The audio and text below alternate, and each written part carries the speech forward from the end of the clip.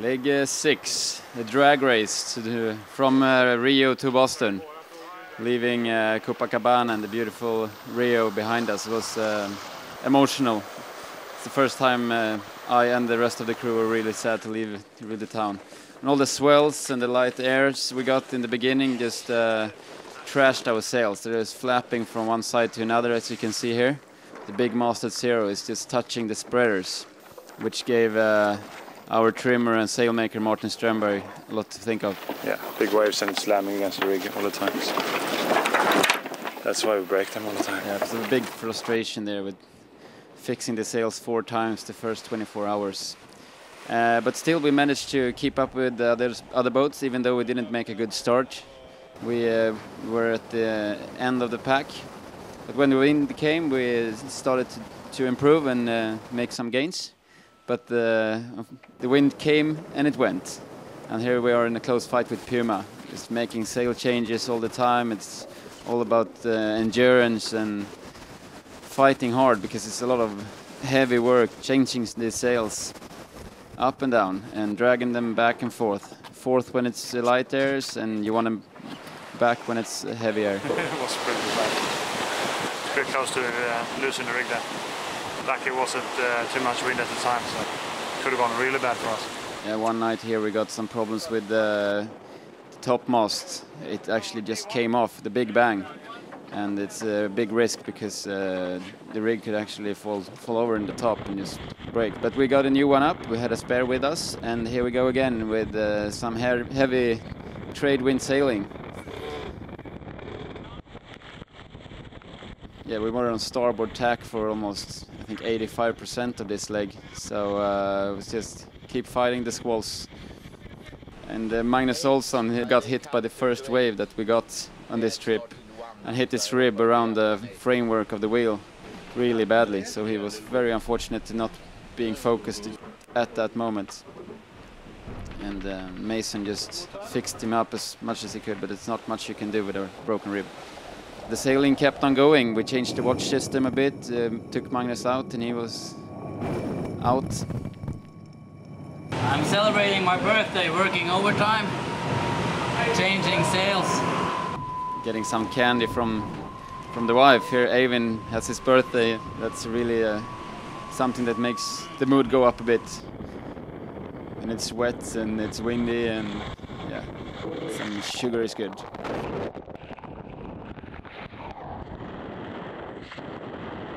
And here I am walking up on the bow, hooked on this harness, of course. It's your life insurance out there, for sure. You should, at all times when it's a lot of water on deck, try to be hooked on. Yeah, this drag race, you get a bit fed up sometimes and just trying to keep the mood up and make it a bit more fun than usual. And Mason, he's pretty good at that. So just riding along 20 to 25 knots. Very nice conditions, really. I mean, good breeze, but still warm in the water, so it's not that bad. It's just making big progress.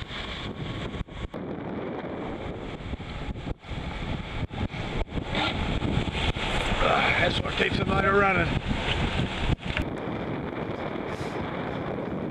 And I got an infection here. It's a lot of moisture on board, and it's very tricky to keep clean.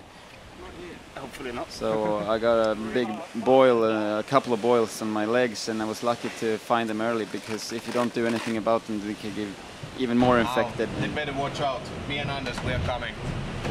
There's Thomas Johansson going up on deck, fighting on. We're getting closer and closer to the front of the pack. We had a really bad rounding of the scoring gate. I think we were lost, but after that we were just making gains and gains after sked and sked. So the mood was high, and we're closing in on Ericsson 4. We are in a good flow now, 108%, and I can see them now.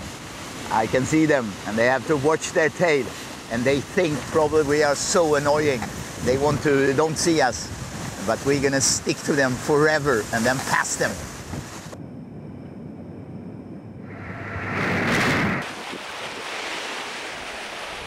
were very unfortunate here. We had a Sporcraft breaking.